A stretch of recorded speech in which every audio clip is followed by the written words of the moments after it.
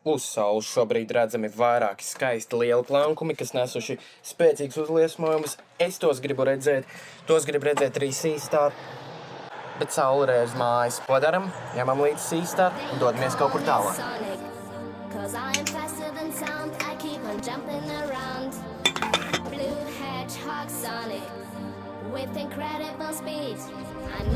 Tā, nu mēs esam klāt pusstundas pārgājienā attālumā. Teleskops ir pat uz muguras, tā kā stelēsim augšā un skatīsimies, ko mēs varam redzēt.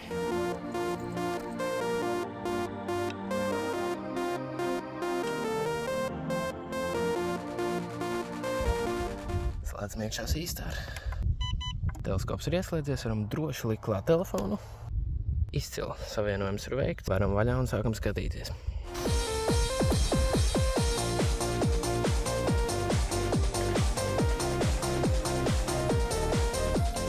Un varam vaļā tātad jau mums zināmā aplikācija Debes Atlas. Skatāmies, kur mums ir Saule. Re, kur viņi ir. Aplikācija pati ir sapratījusi, ja, ka mēs gribam redzēt Sauli. Spiežam Go to. Stiprinām, ka mums ir uzinstalēts virsū šis saules filtrs obligāti.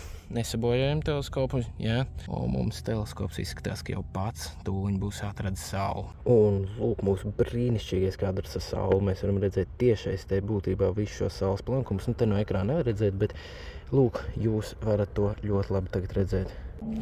Un šādā veidā mēs ar Seastar 30S Pro novērojam Sauli 30 minūšu laikā, viegli pārnesot mugursomā, un būtībā 4 minūtēs mēs jau redzam to, ko redz teleskopi vairāku 1000 km augstumā kosmosā. Cause I am faster than sound, I keep on jumping around.